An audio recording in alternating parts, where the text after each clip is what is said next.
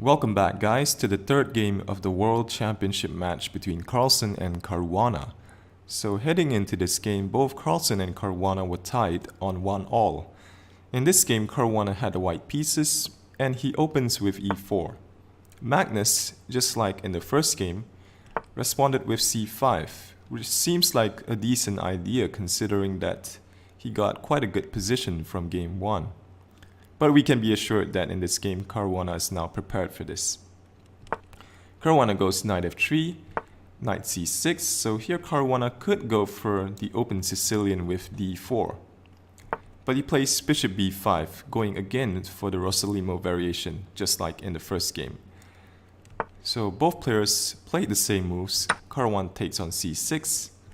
Carlsen plays bishop g7, well, d3 first from Caruana, bishop g7. And here Caruana castles. So in their first game, here Caruana went h3. But here it decides to castle. Queen c7 from Magnus. Rook to e1. So here if black were to continue developing normally with, for example, knight to f6, then white has the idea of pushing e5. If knight d7, then e6, which would further weaken black's structure. So therefore, after rook to e1, Carlsen plays e5, and now Caruana goes for quite an interesting idea. Since now this bishop is locked in by the pawn, he plays a3. Knight f6, and we have b4 from Caruana. So preparing to go bishop b2, just putting pressure on this e5 pawn, and also asking Magnus what is he going to do about this pawn on c5. Taking would be favorable here for white because it just opens up the a file for the rook. So after b4, Carlsen responds by castling. So this allows Caruana to capture on c5. But if this were to happen, Magnus probably intended to play knight to d7, just going after the pawn. If bishop to e3 defending, then a very interesting position arises after the move f5. Black is threatening to play f4, followed by taking here on c5. So this does weaken the e6 square for black if he tries to take advantage of this immediately with knight to g5. Here black goes knight to f6. So now the bishop covers the e6 square, and black is maybe okay here. So after Magnus castled, Caruana didn't take on c5, instead he went knight b to d2, also a very logical move, just developing. Bishop g4 from Carlsen, pinning the knight, and h3 from Caruana. So Carlsen could drop the bishop back, bishop e6, but after knight g5, well, this bishop is again attacked, so you have to waste another tempo. Black doesn't want to allow white to play knight takes e6 because f takes e6, although it does open up the f file for the rook, but then these pawns on e6 and e5 will become very weak.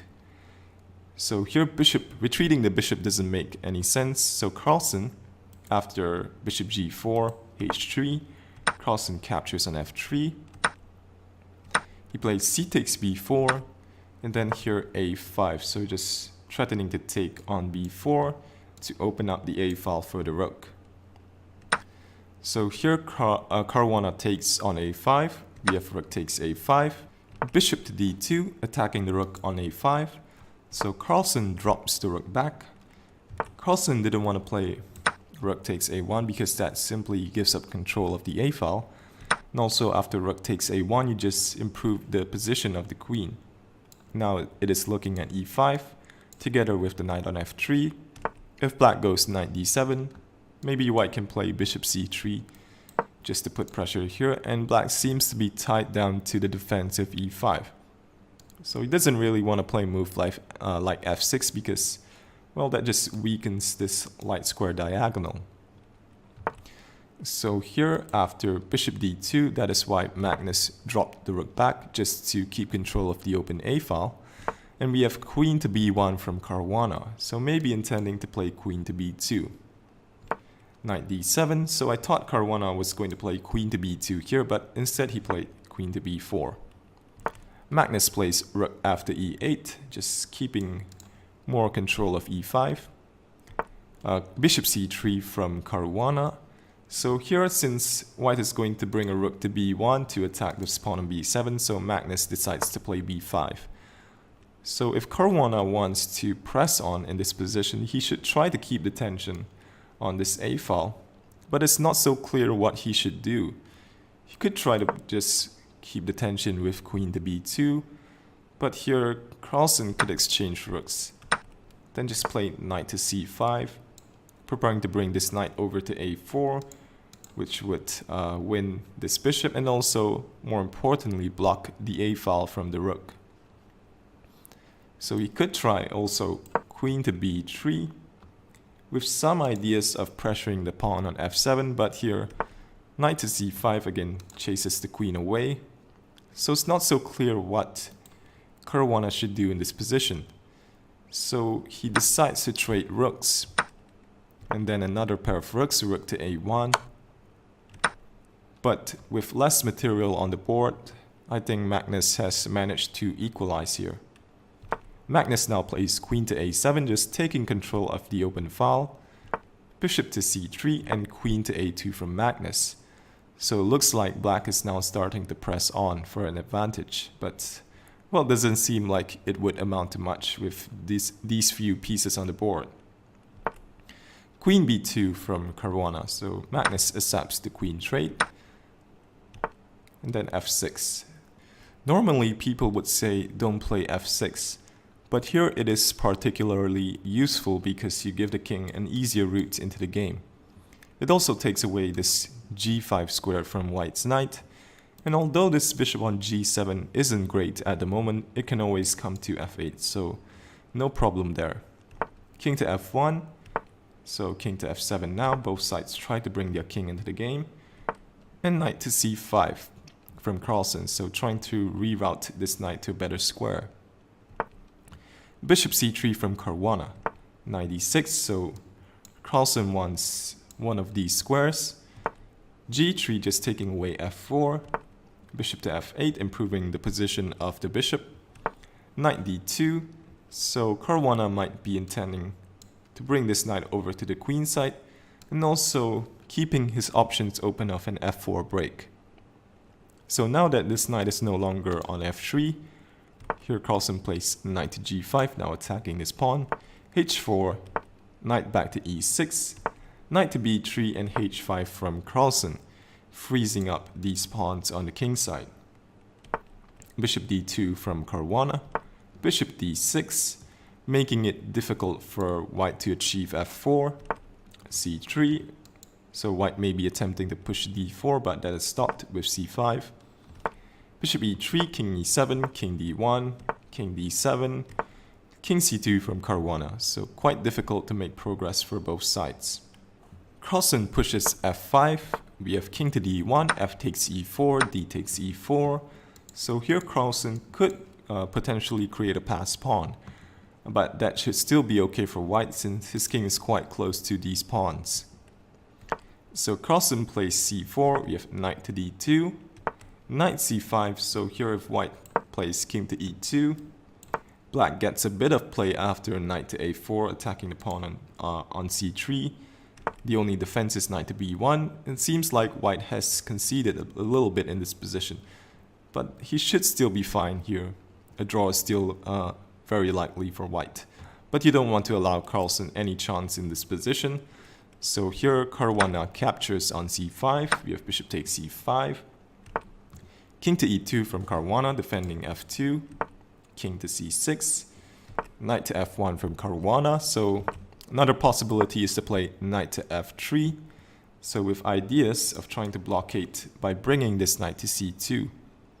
White could also try, if he is ambitious, knight g5, f7, h8, just to win this pawn on g6, but it seems unlikely that white will have the time for that. But anyway, in this position, Caruana played knight to f1. b4 from Carlsen, c takes b4, bishop takes b4, so now black has a passed pawn on c4, but this shouldn't be a problem for Caruana because his king is quite close to the action, and also white has ideas of creating a passed pawn of his own. Caruana plays knight to e3, attacking c4, therefore king to c5 defending, and f4. That is taken, so now f5 becomes a possibility for Caruana. So here if black tries king to d4 with the idea of going king takes e4, then white has knight c2 check. So king to c3 or c5 is forced just to defend the bishop. But after knight takes, this is should be a drawn ending. King d2, if king to b3, trying to support this pawn. White simply goes king to c1. Black cannot promote this pawn. He has to go back king to b4 in order to stay in this very important square. Otherwise, white would simply go f5 and the black king cannot keep up with this pawn. So king to b4 and the game should be drawn. If king to d2, then black can simply go king back to b3, threatening king to b2, so white has to go back, and then both players can repeat moves. So here you don't want to make the mistake after white goes king to c1. You have to play king to b4. You don't want to make the mistake of going c3, because then after f5, the king is not inside this square. So white is actually going to promote after this. Black isn't in time to stop the pawn. So king to b4 is a very important drawing motif. So Carlsen didn't want to allow knight c2, that is why he played bishop to a5. But now Caruana creates a pass pawn of his own. Carlsen takes on f5. So here e takes f5 is perfectly playable, but Caruana finishes off the game quite nicely. He plays knight takes c4, king takes c4, e takes f5, and here both players agree to a draw. So this is a well-known drawn ending for white, since black has a rook pawn, and also this bishop is on the wrong color. If here black had a light square bishop, which would control the promotion square, then this would be a different story. Black would be winning. But here, because of this wrong colored bishop, all that white needs to do is bring his king over to the corner, which is h1, and this should be a very easy draw. So the first 3 games of the World Championship are drawn. That puts both players at 1.5 points. I hope you enjoyed this video. If you do, feel free to subscribe to the channel. Thanks for watching and see you soon.